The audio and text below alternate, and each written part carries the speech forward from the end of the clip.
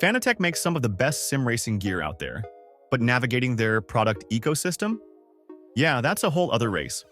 Between all the wheelbases, steering rims, pedals, and those sneaky compatibility quirks, it can get confusing fast. So in this video, I'm gonna walk you through the entire Fanatec ecosystem, from budget-friendly beginner gear to full-blown pro setups, and help you figure out what actually makes sense for you. And a quick tip before we dive in: the affiliate link to the Fanatec gear is in the description, and it's regularly updated. That means whenever there's a discount or price drop, you'll be among the first to take advantage of it. So if you're interested in any of this stuff, check out our link. It's a great way to get a good deal and support the channel at the same time. Alright, let's jump in. First thing to know, Fanatec splits their lineup into three main product ranges: CSL, Club Sport, and Podium. Think of these as the good, better, best tiers. CSL is their most budget-friendly stuff.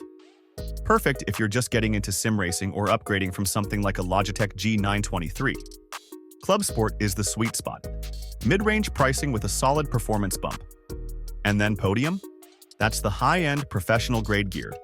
We're talking big torque, direct drive, the whole deal. Now, when it comes to how Fanatec sells their gear, they do things a bit differently. Unlike Logitech or Thrustmaster, they don't bundle everything together. You pick your wheelbase, your steering wheel, and your pedals separately. This gives you more customization, but yeah, it also means you've got to make sure everything works together. Don't worry, I'll explain compatibility a bit later. It's actually not as bad as it seems. Let's talk wheelbases. These are the heart of your setup. Every current Fanatec base is direct drive, which is great news.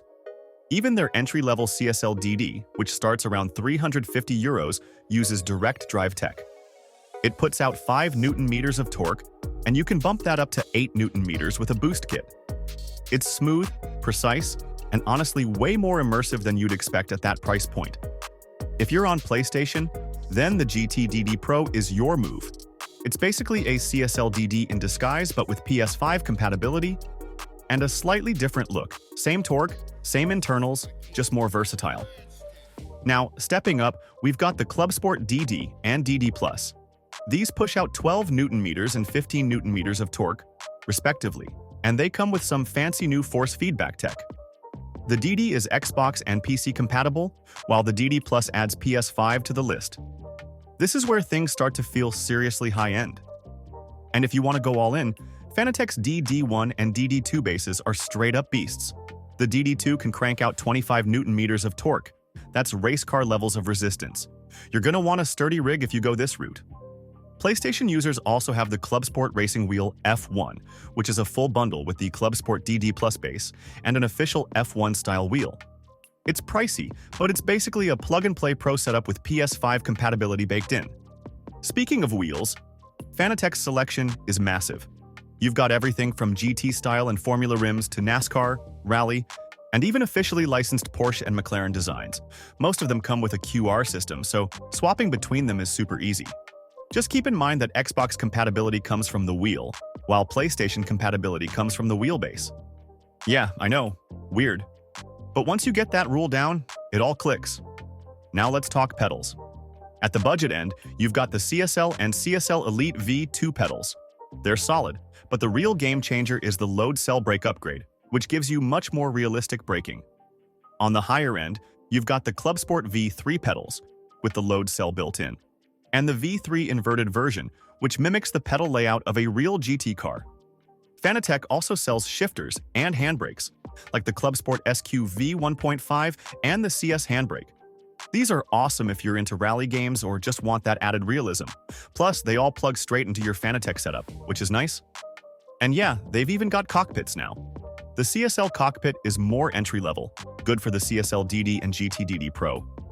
If you're rocking a higher torque setup, though, go for the Club Sport GT cockpit, way sturdier and more premium feeling.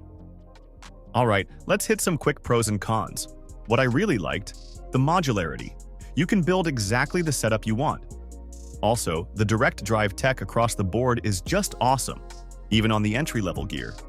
And their steering wheels? Easily some of the nicest in the business. But here's the catch. Compatibility can be tricky if you don't know what you're doing. You've got to pay attention to whether your base or wheel is what's unlocking console support. and the costs can stack up pretty fast if you're building from scratch. Don't forget to check out the affiliate link in the description. It's updated regularly, so if a promotion comes up, you can jump on it right away. So, what's the verdict? If you're new to sim racing or coming from something like a Logitech or Thrustmaster setup, Fanatec's CSL range is a massive upgrade and a great place to start. If you're a bit more serious and want stronger force feedback without totally draining your bank account, Club Sport hits that sweet spot.